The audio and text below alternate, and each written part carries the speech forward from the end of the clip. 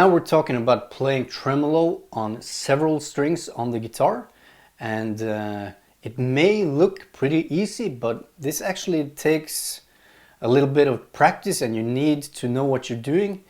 If not, your pick is going to be flying everywhere. You need 50 of them for each song. Your strings are going to break all the time, and your knuckles and fingers are probably going to be bleeding after a while. So do not take this technique lightly, you bastard.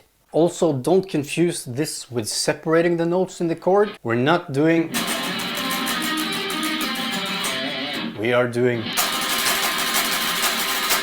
So basically with this technique, every new string you add to it makes it more difficult and requires your hand to keep changing its movements. So basically, if we're starting out on one string, we can pretty much just lock it in at that one place with that string. But for every new string we're adding, we need to enlarge the movement. And if you're doing that with the same technique as you're doing on the one string, your pick's definitely just gonna get stuck in there, fall down. You're gonna have to tape like 50 of them on the back of your guitar. You'll see what I mean. I'm doing it on one string. You're kind of allowed of dancing, of keeping the pick on the up and down side of the string. That's not a big problem, you know, but you can't do that when you're playing on a lot of strings.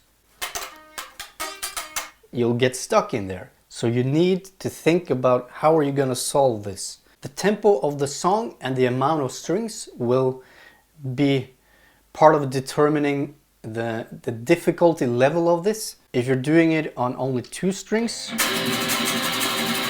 you're gonna be pretty much okay. Add one more, that's okay. Then you start doing it on all the strings.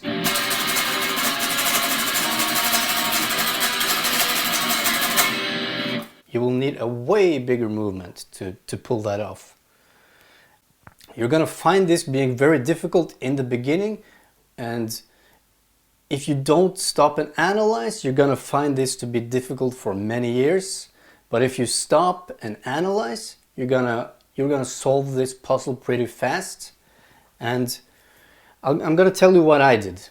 So like I said, I felt that for each new string I was adding, my control was disappearing and my pick started getting stuck because I had kind of this tense technique. And what I found with time is that the looser grip and the more loose technique I'm using while playing this kind of technique, the easier it gets. If I'm holding the pick really hard and I'm playing hard,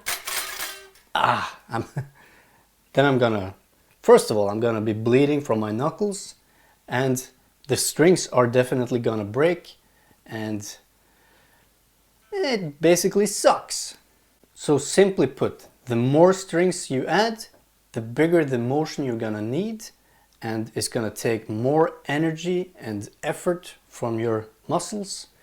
And if you do that with the one string technique, I'm pretty sure you're gonna be losing your pick in all the stuff I mentioned. So make sure you find your own way of doing this, make them ring out all the strings, and have a nice flowing motion. It's almost like your arm turns into a whip or something.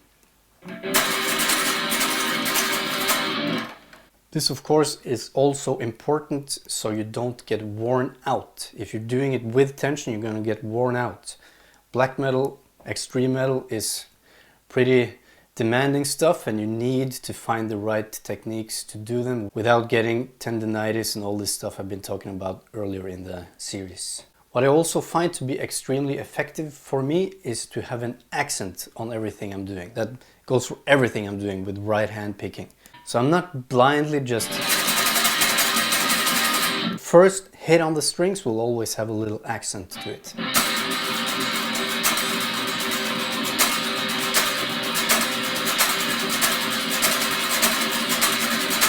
And that helps you get that whipping motion to it, and you kind of start your hand off and let it just bounce off a couple of times. And that too saves you from spending too much of your fuel too early in the song or the set. What I also find is that my pick loves to try to escape from me when I'm doing this kind of picking.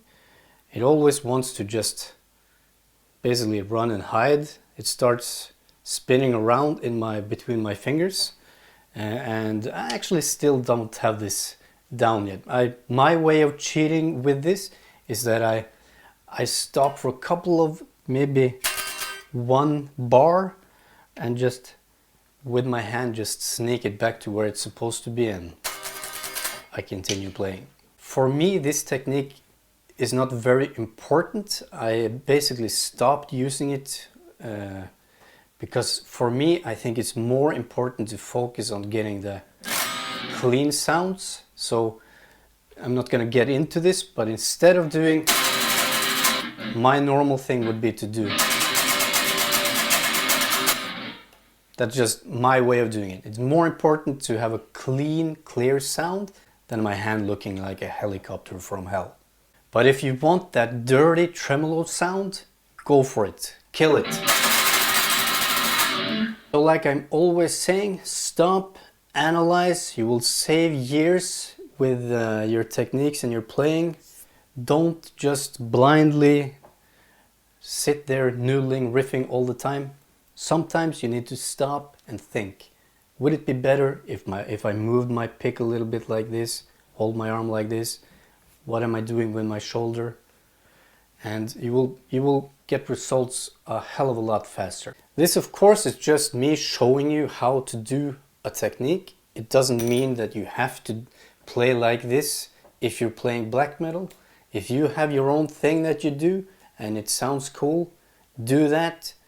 Forget about this crap, because this is what everyone's doing, and sounding like everyone else is not going to get you anywhere unless you're doing it extremely well. So thanks again for watching my videos. Subscribe to my channel and keep practicing, keep analyzing. All right, bye bye.